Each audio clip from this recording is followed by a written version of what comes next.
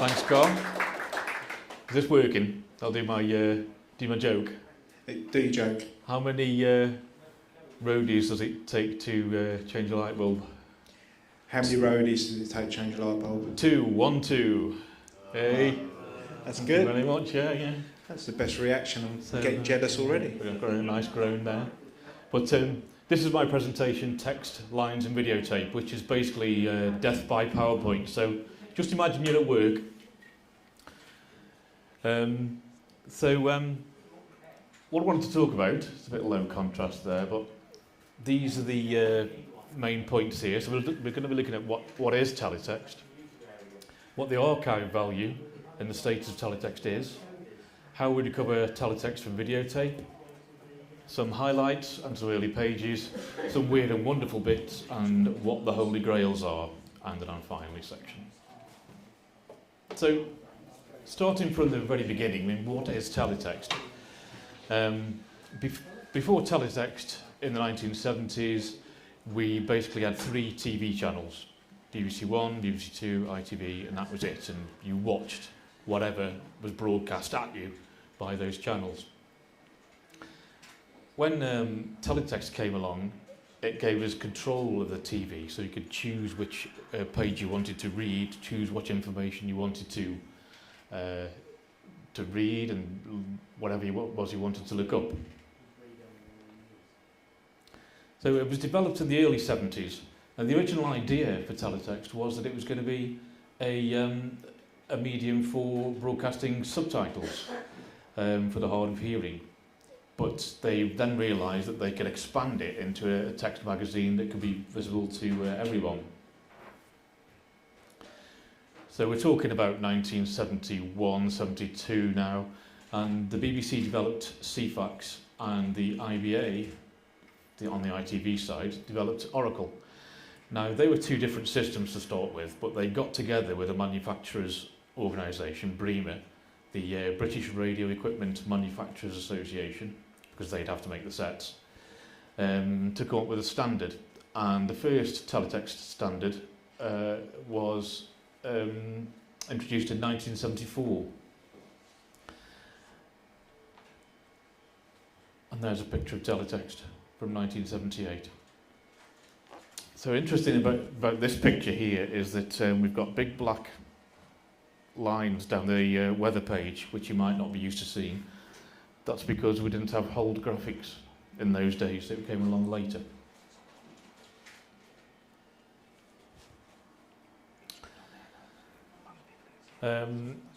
So after the first standard came along in 1974, improvements were made, and we had level 1 teletext in 1976.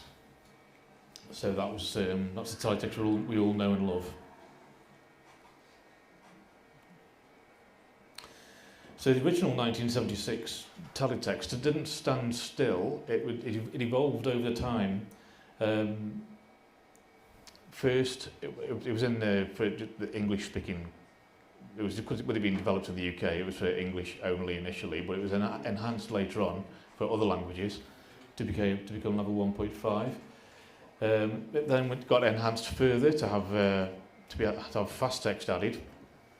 And fast text is the little menu at the bottom there, the red, green, yellow and blue.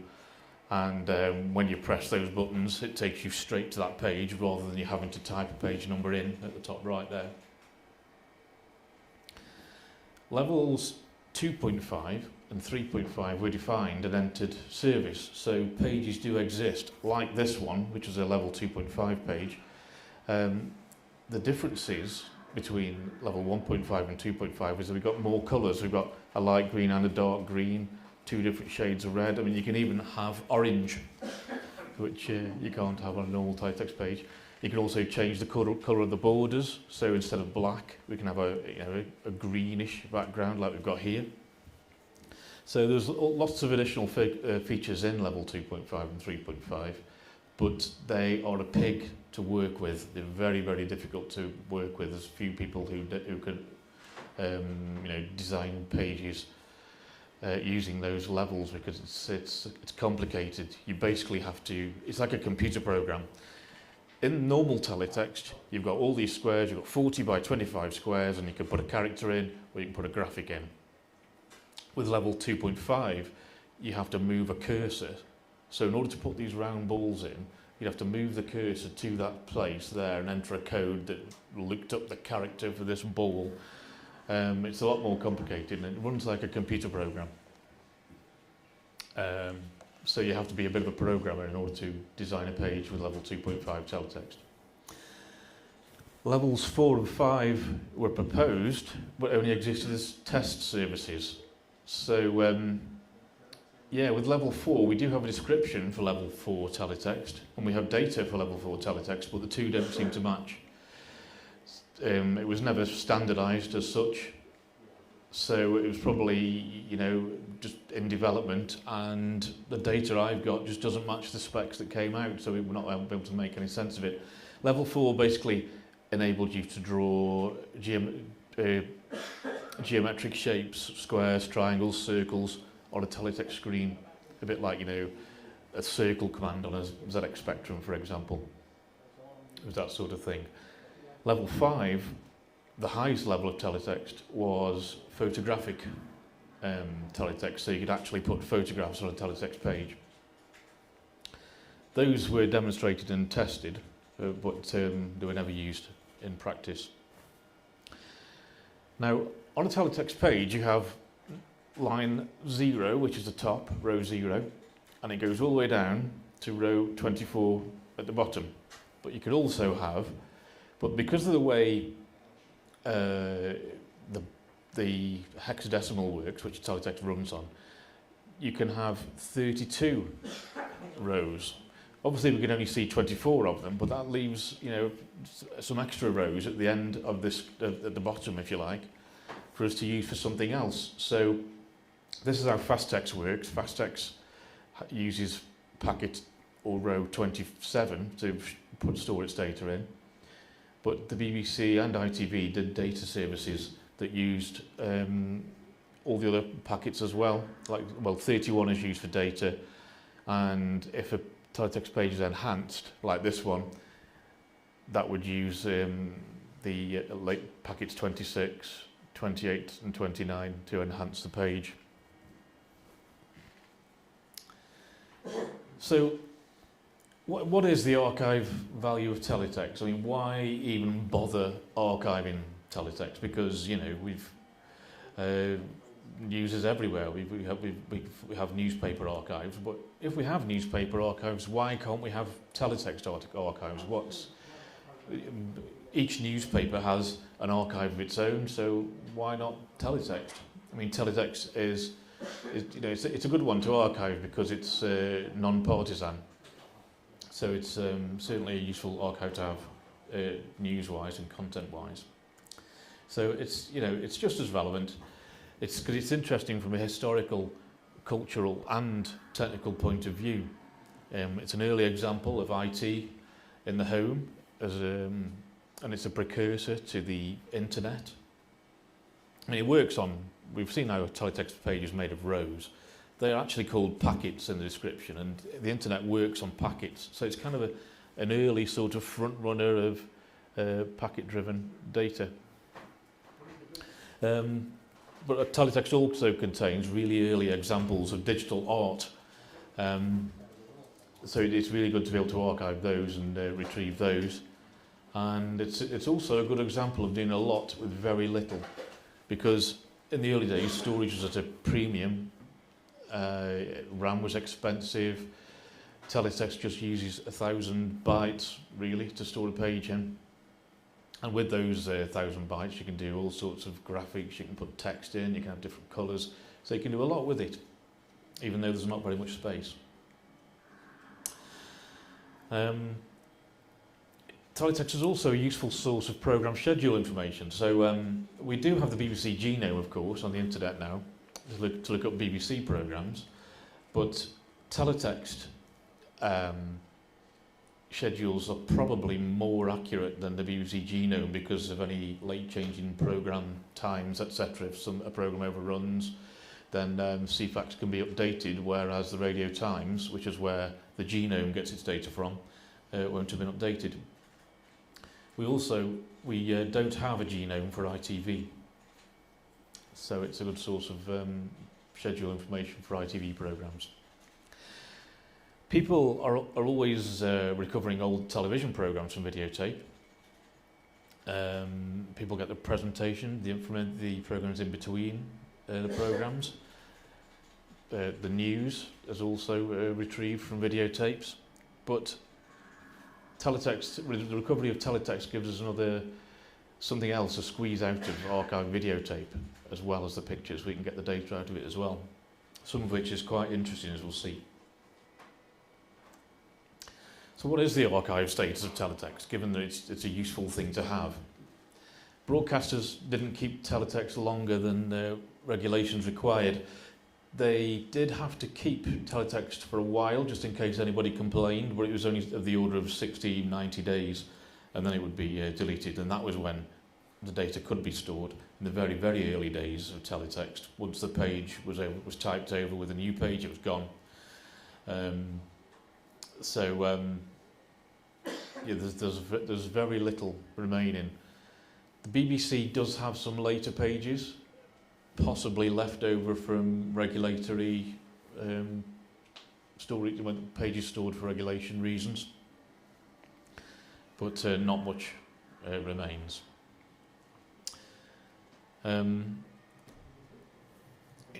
Digital archivists do have a problem with data. I mean, we might have the tape or the disc that it came on, but we might not have the players to play them back on. So, for example, the really old formats like N1500, there's not very many working recorders about. I mean, I do have some N1500 tapes, but I've got nothing to play them back on. So it's difficult to get the actual machines to play the media on.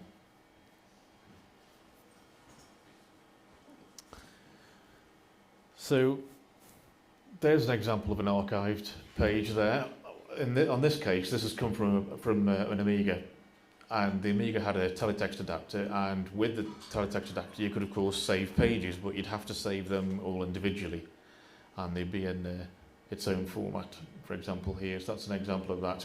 It's quite a good example, really, because it's talking about teletext adapters for microcomputers. So that was one way of saving pages at home at the time.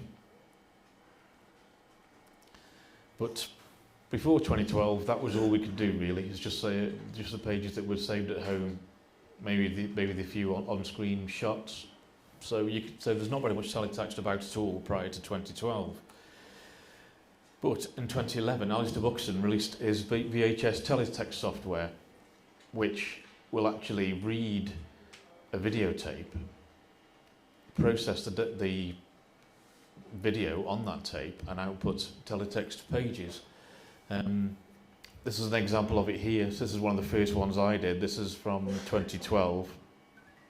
I mean, when Alistair first announced that on a email list back in 2011, I just thought that's surely impossible. There's no way I'm going to have to try that. But it did require a fairly specific hardware configuration. You had to have a WinTV PCI card, for example. I just happened to have one, being a television enthusiast, I suppose. So I could give this a go. But it did need you to install Linux as well, which I wasn't familiar with. So it's you do have to go to quite a bit of effort in order to get it going, but it's very rewarding when you do so.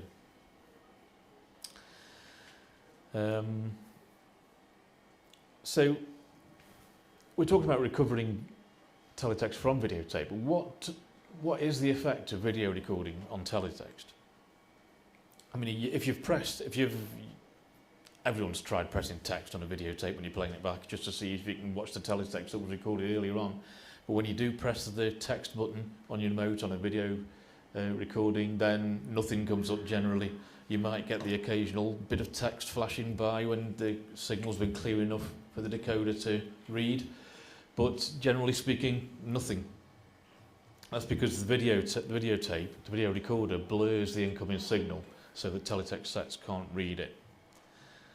SVHS, however, which is the sort of updated spec for VHS just about can record teletext. There's got a few errors, but it's pretty good. So if you have an SVHS recorder and some tapes recorded at the time, you can press text on your remote and see teletext as broadcast without having to read it into a computer and process it. But there's not very many of those tapes around, of course, because SVHS was expensive.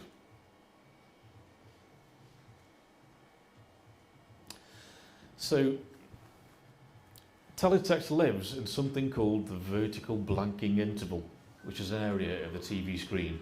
So a TV picture uses scan lines. So it starts at the top, and if you imagine this to be a TV screen, it starts at the top and it scans down a line at a time until it gets to the bottom. Then when the electron gun gets to the bottom, it has to go back up to the top again and start scanning again. Now, early sets needed time for the electron gun to get from the bottom of the screen back to the top. And so the picture was blanked during this time so that you didn't see any weird artifacts of the gun shooting up to the top. So this is why it's called a blanking interval. So the electron gun gets down to the bottom, turns itself off, gets repointed to the top and gets switched on and draws another picture. So let's have a look at that. So this is the VBI here. So we can see there's a big blank bit in between the picture. This has been rotated down so you can see it. And in the middle here, we've got teletext. That's where teletext lives.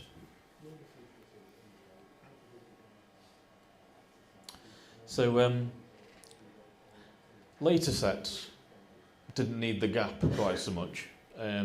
So, I mean, I guess you could have expanded the picture into the vertical blanking interval, but you'd have to adjust every TV set in the country in order to get more picture on.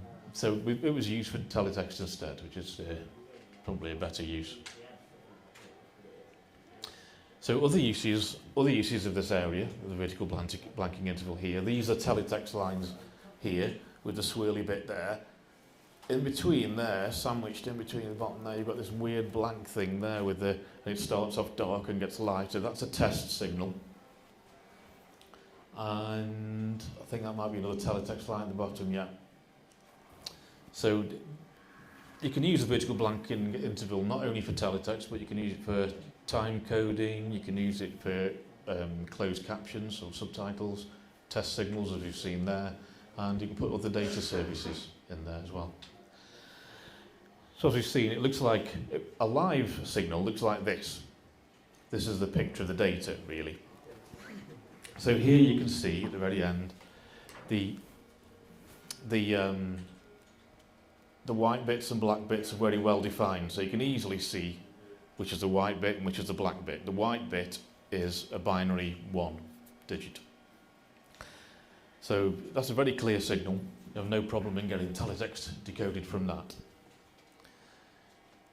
But a VBI, a videotaped VBI looks like this. Now here, at this bit, this is just grey. It's not as defined here. You can't tell which bits are 1 and which ones are 0. So that's what video recording does to the VBI. So to recover it, the videotape signal has to get captured to computer and processed. And that's what Alistair Buxton did in 2011. Basically what it does is it compares the blurry signals to known bit patterns. So we have a recording of known data, we put that through a video recorder, read it back, and because we know what the data was that we sent in the first place, we can say that if we see this blurry pattern, we know that this must be the original data. So it's about pattern recognition. Now, recovery demo. Now, I was going to do a live demo of this, but I brought the rig, but it's all the way over there, and I've not brought tape. So, can't really do that. Let's see if I can show you something. With any luck, if I bring this window over here. this is kind of the process on a computer. It's a command line thing, and we've got the VBI data, and we can start that off there. That will just sit there now and chug through the original data and output a teletext file. Now that takes a little bit of time. So in true Blue Peter fashion, here's one I made earlier. So we can see what came out. So when that finishes running in the background, this is what we get. So you can see there that it's a bit noisy.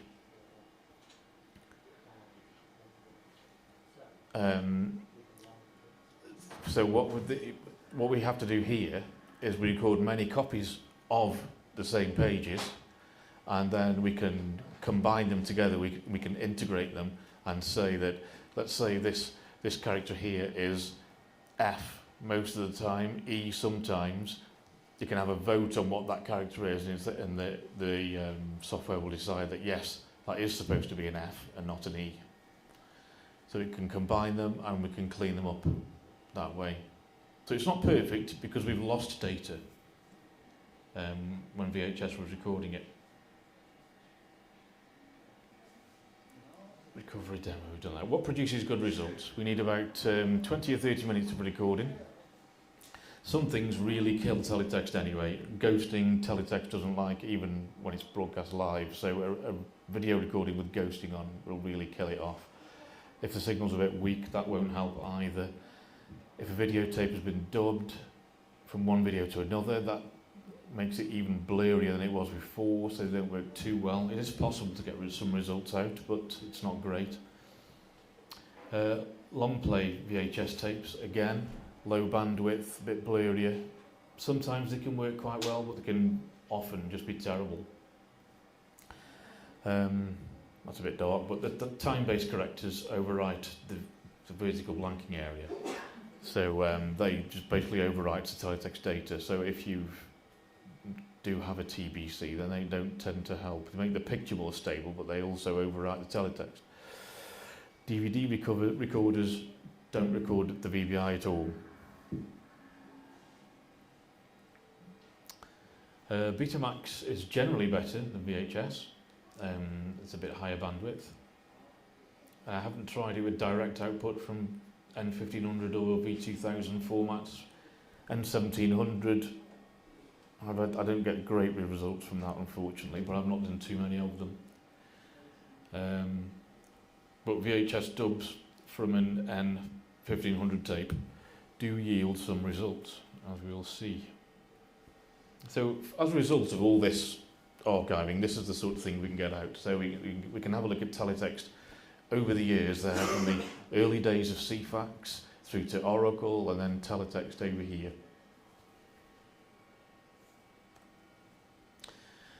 So we can get, as I was saying earlier on, we can get program schedules. These are ITV ones that you won't find anywhere else. The newspapers will probably have them actually, but with the details, it's very difficult to find online.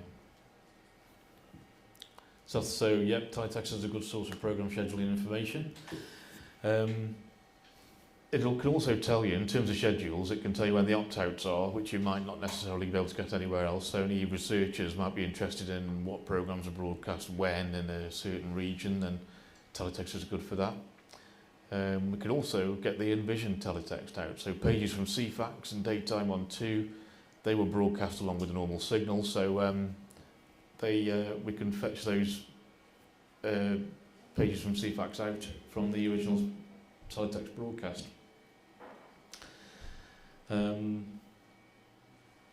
It's also good for a bit of history there. So this page is here telling us about when the trade test started for Channel 4 and when the old black and white television service was phased out. So there's lots of useful research information in there for people who need it. There's local information on there. So there's this is the one I'm more familiar with over here, but it's got a quite nice attempt at the ATV logo there, which I think was done with an early digitizer. So there's that. What I find most interesting though about all this are the hidden pages, We do have there's a test page over there, which is an aesthetic of its own, and there's hidden pages, the pages that weren't referenced anywhere in the service, but they were still there. And this is recovering from a videotape. It makes these very easy to find.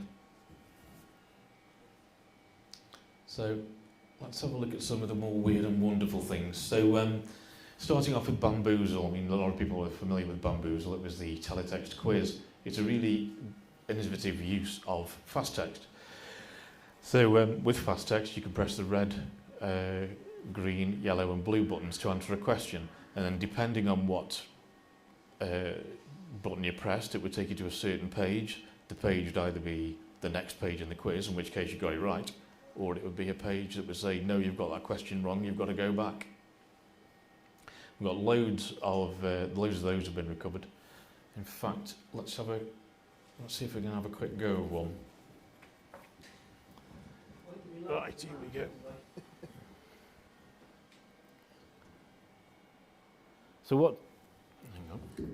what we're looking at now, this is the this Teletext Player here takes the data files that come out from the recovery process and plays them back so that you can basically look at teletext as though you were sitting in front of a teletext set. Just populate the cache so that you don't have to. Now, what we demonstrated here, of course, is a good feature of teletext where you type your number in and you're waiting forever for the number that you actually want to come around. Hooray, there it is. So, if I start the quiz there by pressing the red button, we're invited to guess who that is a picture of. The options are Leslie Nielsen, Jimmy Savile, Chris Tarrant or Santa Claus. Who do you think? That looks like something Paul Rose has drawn, doesn't it? Any ideas? No. Yeah, we're not saying Jimmy Savile, are we? It's not Jimmy Savile, you're all right. No, that's it. It's not Santa Claus. Well, any advance on C? Does anyone want to go? Yep. C. It Ooh. Was Chris Tarrant. Right. Now, I think this is a bit easier, isn't it? Who is that? You've got a choice of Emma Forbes, Sandy Shaw, Joanna Lumley or Tara Fitzgerald. Is that Emma Forbes of Live and Kicking? Yeah. She was all right, she was. Your mic switched on, you know. I know. It's all right if she's watching. It's too late, love. Any thoughts on that one? I can't actually remember. It's not Joanna Lumley. I'm not sure I know who Tara Fitzgerald is. So I think that might be Sandy Shaw. Sandy Shaw. Oh no, it isn't. Shows where I know, doesn't it? Oh. There you go. Who is it then? Tara Fitzgerald. Let's try that one. No, it was. Yeah, whoever she is. Who's this? I knew this one. This is either Bjork, Boy George, Madonna, or Dusty Springfield. What do we reckon, guys? Bjork. Björk. Björk, yeah, it is Björk. Hang on, if I press the right button, we might be able to get somewhere. Now then, that's another easy one, isn't it? It's not Seal. No. Cliff? I think that's Cliff, isn't it? Look out, Cliff! I've done this quiz before, you wouldn't think so, would you? No. I think that is Cliff. Yeah, it is. That's it. Oh. Now this is either Shaky, Shane Ritchie, Nick Berry or Elvis Presley. Well, was this quiz called The Department Have Just Got a Digitiser and we want to use it? Yeah. Some of them are digitizer ones. The first one was a portrait, Yeah. someone's drawn it, but these other ones are... This is definitely a digitizer. Any advance on Shane Ritchie, do we think? That's Shane Ritchie? Shane Ritchie, yeah. That's it. Now this is an easy one. Is it? Yeah.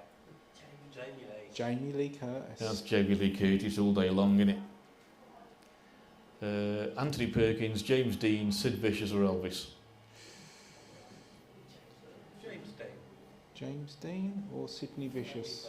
James Dean. James Dean. Now this is a drawn one. So Rose West. Cilla Black, Cher, The Queen or Mary Whitehouse?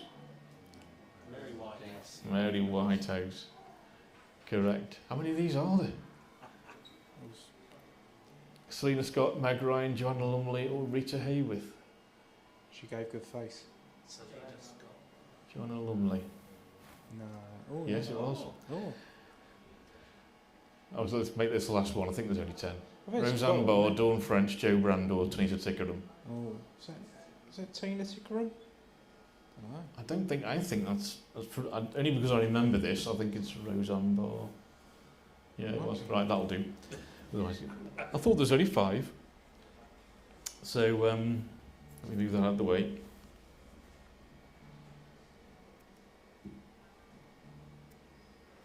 Oh look, there's my other one. I was looking for that. So anyway, I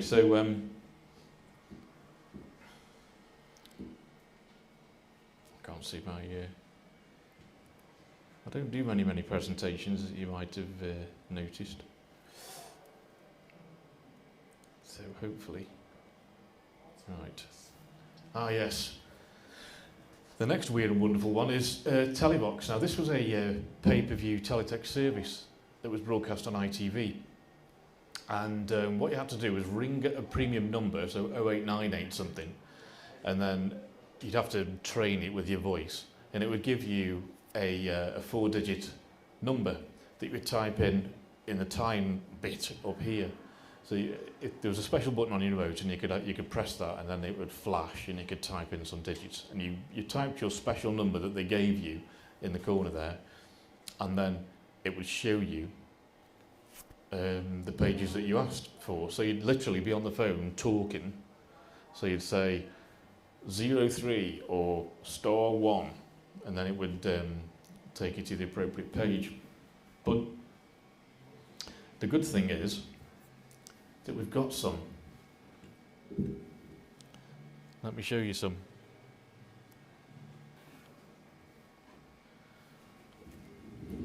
So if I type in page 777, what actually happens on a normal teletext TV is that the pages are drawn and they immediately disappear. I've chosen not to emulate that, it leaves them on. But you can see there seems to be more than one person on the service. And what it does is the number down there, those are the numbers that somebody's been given as a time code. So that's 0302 for that one. Somebody has got 1202 who's doing the quiz. So what you could do is you could reconstruct someone's session by only selecting 1123 or 1202, and you could see what pages that they'd chosen. So as you can see there's quizzes on there, there is premium pages, there's property pages on there as well. But I could never afford to have a go on Televox. So let's shift that out of the way.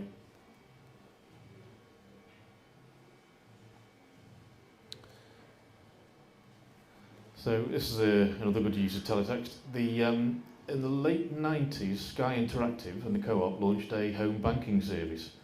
So you rang the bank and they gave you a teletext page, in this case page 563. And while you're on the phone, instead of talking into the phone like you would for Televox, you enter your account number and passcodes on your phone keypad.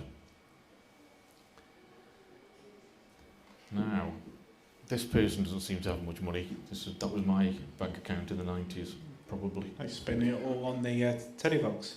Yeah, exactly. That's what you get. So I do have an example of one here.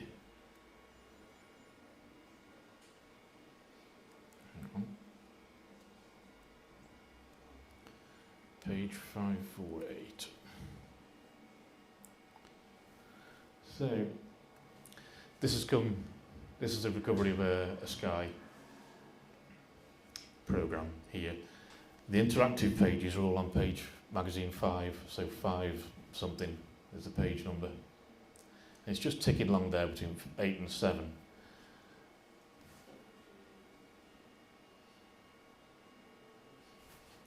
But in a minute, let me see if I can, oh no. Ah, there we go. So if someone's dialed in, this is quicker than normal, but someone's dialed in, and they're going to now going to enter their sort code and account number. because it's all anonymised, so you can't actually see any revealing information. But they are sitting at home now, typing the numbers into the keypad.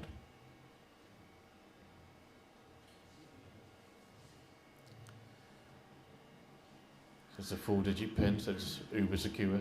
This person's got a bit more money in, but you can see transactions. So these are probably checks, I guess. Card details. You can't see what they're for, so it's sufficiently anonymised. But yeah, it's quite interesting to know about some stranger's bank account.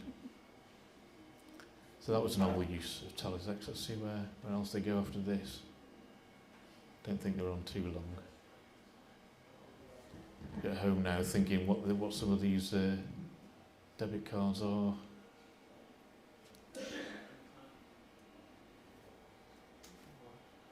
No. That's the next page, isn't it? Ooh, that's how much they got paid, look. That's got to be a paycheck, hasn't it? Go back to the menu, and now they're logging out. So yeah, so that's it's a great thing for the nosy.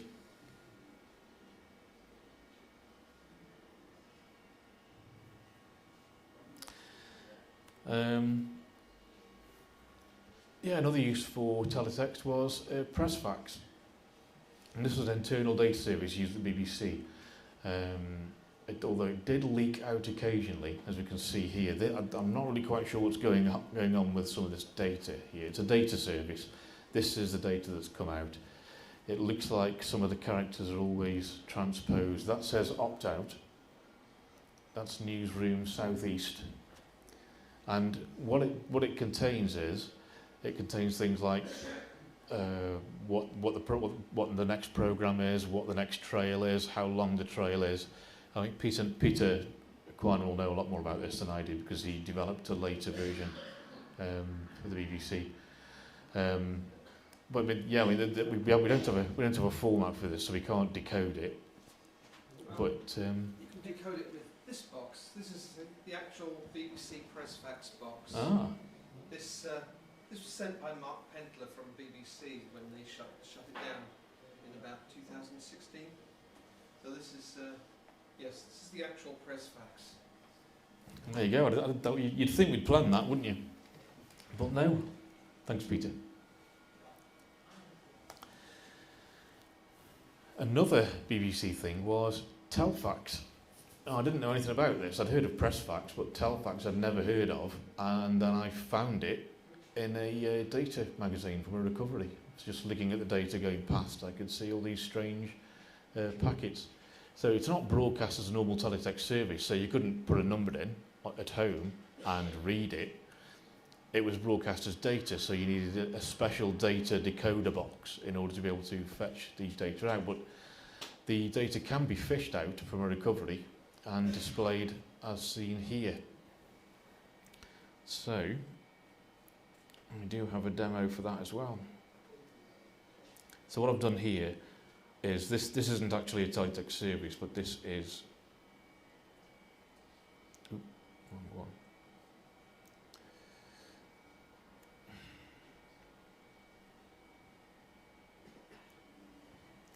But what I've done here is I've extracted the data from the data service, and it's being displayed as it's got all the teletext attributes in there. The magazine and rows are all encoded in there, so it's proper teletext, which is just encoded within a data stream. So we can flick through here. We can look at some internal stuff at the BBC. There's nothing too amazing in there. There's a tribute page there. There's sort of press releases. But yeah, but this was apparently all over the BBC and the various studios. This appears to have leaked out somewhere, so got some viewing figures there. I don't know what that is. Oh, viewing figures, isn't it? Yeah. Quite noisy. Oh, nothing happening in August. Ariel was the in-house magazine for the BBC. Digital TV feasible in 3 years. And there you go. Yeah, so it's like, that's like an internal thing. It's quite interesting. So it's a teletext service within a teletext service.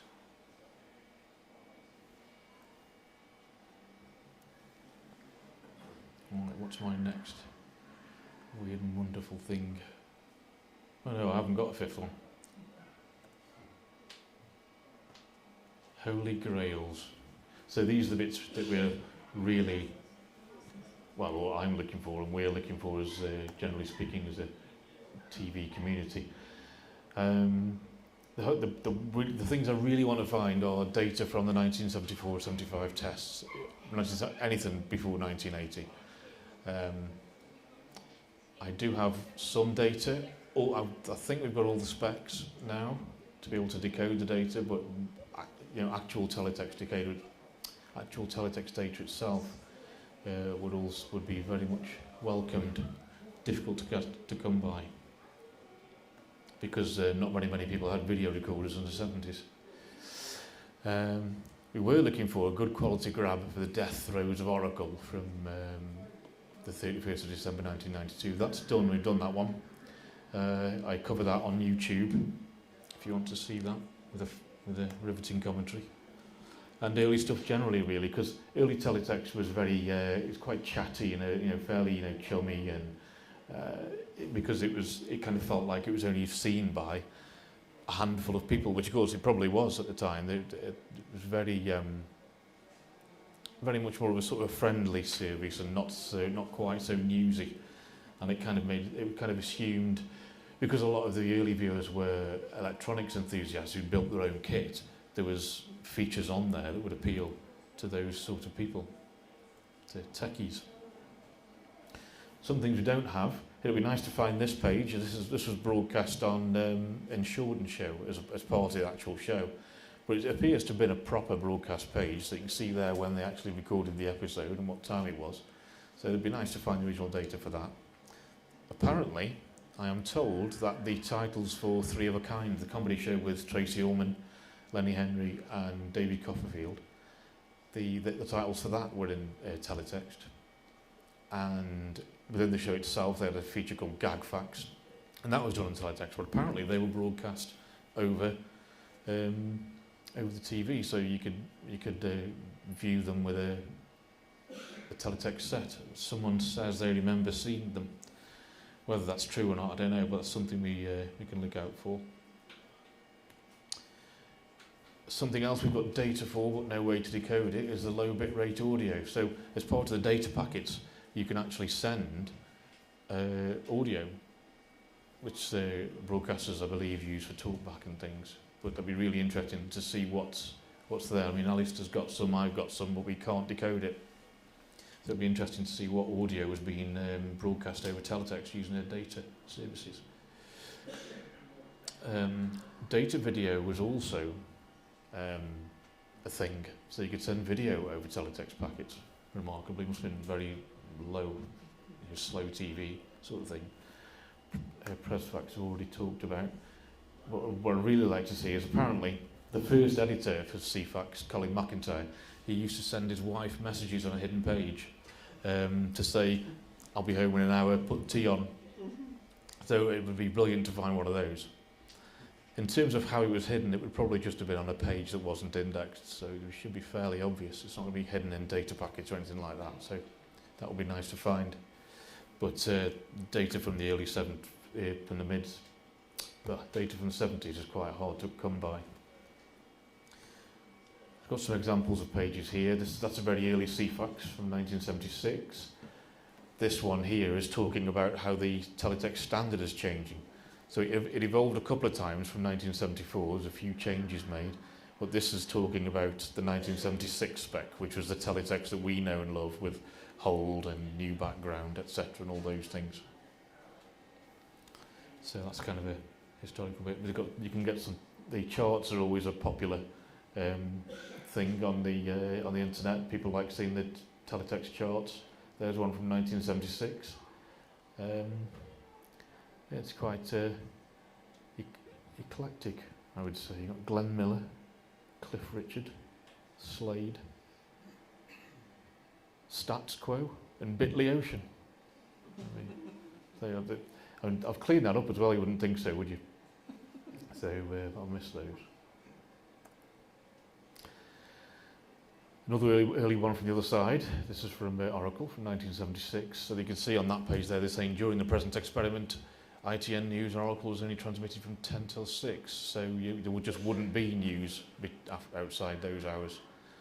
And all these services were just experimental because they got a license from the Postmaster General to broadcast, but it wasn't guaranteed that that license was going to be extended for anything longer than 12 months. So they're all experiments.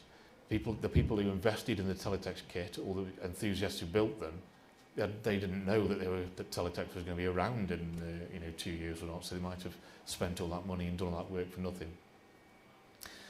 But Oracle itself, when Oracle closed, it said, as a sort of a RIP thing, it said it was 1978 to 1992, which is a bit odd because this is from 1976, so it was definitely around prior to 1978, but perhaps they're just counting proper services and not experiments like this one. This page, I had a copy of this page but no spec to decode it, so before the graphics were okay but the text was all in white because the codes changed. So if 01 is red, then in the old days, in the old code table, it would have been something else like 13 or something, so I wasn't able to decode this page properly until fairly recently. But the absolute earliest page so far is this one from the 30th of August 1975. So I've got a complete grab of this service. That's on the Teletext archive already. That was from a tape provided to us by the TV Museum. And it was a dub from a Philips N1500 thing, I think. And this is the very, very earliest full service in existence. And CFAX is only 11 months old at this point. It started in September 1974, and this is only August 1975. So that's proper early. And that is just about everything, I think. So what I've got here, I've got a few links. So I've been talking about the archive. You can get to that the archive there via that web link at the top. There's my email address. There's where I hang around on Twitter. There's a Teletext community on Discord, which is very chatty and friendly and worth going to. There's also a Teletext group on Facebook as well. That's worth visiting. We're all on there. And the software that made all this possible is on that link at the bottom there. Well, that, ladies and gentlemen, is me. Thank you very much. Thank you, Jason. That's that's mind-blowing, really, isn't it, that you can get this stuff. And I think someone was on the Facebook group the other day decrying the fact that it wasn't archived anywhere. And, well, we certainly got some news for him because, we're doing it even if it wasn't being able to be done at the time. So it's really good. There was a lot of things brought up in there. I wouldn't be surprised if there was the odd question or anything that Jason would want to field before he closes the session off at all. Oh, excellent. Hands. Right, I shall. Blimey. Okay. I noticed on the top line of the teletext you've got the date, but it doesn't have the year, and yet you've been able to date them all by year. That's right. How have you managed that? Because you just have to use a calendar, really. Because if it was a Tuesday the 30th of September, you can say it can either be this year, that year, or this year. Obviously, some of the information would point you to the right year, like the charts and so on. Yes, exactly. So you can use the charts to date it. So the year's not in there at all, then? No. Right. Unless on the later ones, in the service, in the broadcast data packets, you do get the year, then you get the full thing, the full, time zone and everything in the later ones, but in the early ones. Do they? Right. Yeah. So you just I have to use things like a calendar. I can tell by the style of a page what era it is as well. Other than that, same as you say, charts or BBC Genome is also really good for dating things. So yeah, that's how we get the dates from the early ones. All right, thank you. Thanks. Anyone else with their hand up? I'll work my way to the back, so if you had your hand up, I will find you, I promise. Was I imagining it, or was there computer software sent over? There was, yes. There was. Alistair is the best person to speak to about that. Alistair knows the spec very well. Do a demo later. You should. Yeah, 'cause on this, I mean, what we've got here, what I wanted to point out on these TV screens here, down there, those two there, and on the screens dotted about, is basically a full TV series that Alistair's brought with him from a magic box of tricks. And so there's test cards on some, there's videos on some, but if you press text, it's basically a TV series that Alistair's made for the event. So, I mean, it's fantastic work that Alistair's done there to make this possible. This is VHS recovery from 1985, with all the pages that have been corrected, so you can have an evening of 1985 CFAX. And that's got tele software on, so on the BBC basically. Alistair's got some examples of that. So the BBC generally tended to do BBC Micro software, but they also branched out into PC software later on. On Channel 4, they broadcast Amstrad software, some Spectrum, I think. I don't know of any other computers that were covered. It don't support Brown, does it, Jason? No Commodore. Well, we just pirated our stuff anyway in the Commodore. Yeah. Right. Okay. Right. More hands.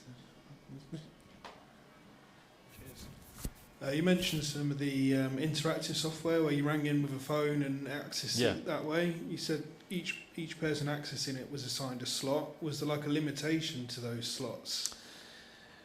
That's a very good question. With the Sky one, the users were allocated a page, so you can basically have 500 to 599. So you could only have 99 people on tops. A couple of the other pages were used for other things, but it was never used to that degree. I don't think we'd ever fill up all 100 pages. For Televox, the one on ITV, you're limited by the amount of time codes you can get in that number that you can enter at the top of the screen, and that is 3F, 7F, I think. There's the most you can have there in hex. Not all of those. So it's of that order, whatever that number is in decimal. It's a big one, but you can have a lot of people. Oh yes, of course. Yeah, you can't enter hexadecimal on the keypad. Yeah, so you'd have to be 0 to 3 in there. No. Yeah, that's an exercise for later. But yeah, you can have a lot, but the services weren't that heavily used. I mean, on Televox, there was about 4 people using it at the time there. It probably didn't get much busier than that because it was expensive. But yeah, they did have limits, but they're quite big ones. Cool, thank you. Okay. Yep. There you go, sir. Regarding the Holy Grails, could we add to the Holy Grails the Games Master live subtitle event? That people have been looking out for. Maybe if you want to explain a bit of that. And also, do you remember recently we found out that possibly ITV stopped broadcasting in 1978 on Oracle? And what happened there? That'd be an interesting thing to find. Yeah, exactly. We sort of where was that, Peter? We sort of didn't we? There was a reference to it, wasn't there, on CFAX? On a CFAX recovery from 1978, it mentioned that ITV had been out all year until September of that year, and you said you'd found a recovery somewhere else, but you thought it was a mistake, and it was the 1979 strike, the ITV strike. So it'd be cool to find a 1978 ITV recovery to see what were they broadcasting, what were they doing. Was it a strike? Who knows? Yeah, I mean, it certainly wasn't the 1979 strike, of course, because it was 1978. But Oracle, when they closed, referred specifically to 1978, which, as you say, always thought it was a mistake. But it looks like from that CFAX page you mentioned, they had a close down for some reason. I mean, why did they close down? I mean, I've never seen a reference to it before, so it'll be interesting to find out. But like the Games Master one will certainly need to add that. Do you want to explain what it was? I don't know the details of that because I don't know what's happened there. I mean, it was. Does anybody? Does anyone know about the Games Masters? Okay, I'll pass that. I've read about it, but I don't know the details. Not forgotten the questions over there. Yeah, I think it was. Oh yes. Yeah, I think that was Paul Rose and Tim Moore. It might have been both of them were basically commenting live on Games Master as it went out, with about 3-4 people watching along on Teletext. So they were just commenting on the adverts, making things up, improvising basically.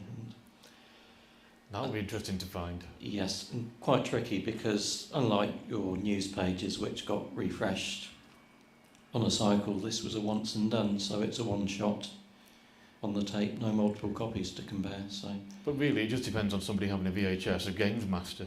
So they must be out there. yeah, anyone here? Anyone got one to bring in tomorrow, perhaps? Then we can do the teletext recovery demo as well. Yeah. So that'd be great if we can turn one of those up. Yeah, for sure. Thanks, David. Still got a good plethora of questions. So is anyone else with their hand up? You, sir. There you go. Just to clarify, the level 2.5, was that actually used for the actual user service, or was it just for the Envision, or was it used? Was it where was it used actually? Was it used for the actual user service or for the Envision pages or? Yeah, it was used for the Envision, but right. It was broadcast. So if you had level 2 set, right. you could put in the page 196 and you'd be able to see the. Oh, so is it like backward compatible? Was it would you just get the you just level get below? normal, yeah. Ah, right, okay. Yeah. I mean, in the code of practice for high level teletext, you're supposed to make the level 1 page sensible so that people who don't have level 2 teletext get something sensible. So you would see a level 1 page. When you get the level 2 embellishments added on, they tend to overwrite bits of the picture. The news text will be the same as the level 1, but the kind of level 2 generally tends to embellish the existing page, put twiddly bits on, different colours, right. Things like that. How widespread was the level 2? Did many people? I didn't because I don't remember that at all. No, I mean there's tests in the 80s running on test page they ran for a long time. Right. There's the Envision that we're talking about here, but in the UK it wasn't used. Okay. Only in those Envision pages. Right. It was used more on the continent. There's still teletext, of course, on the continent, on Germany, Poland, all over the place, and some of those services do still use level 2. Cool. Thank you. Useful for things like channel logos and things like that. And you've got a demo over there. Yeah, Alice has got a demo. So see Alistair afterwards for a demo of the level 2 stuff. The level 5 that you spoke of that had photography in it, yeah. How was so much data able to go on the same stream as regular teletext? Well, believe it or not, this level 5 was tested in, I think it was 1983. I think it was spring 1983 it was tested. And the BBC issued an R&D pamphlet with pictures of the output on there. So it was, what was it? It was something space themed.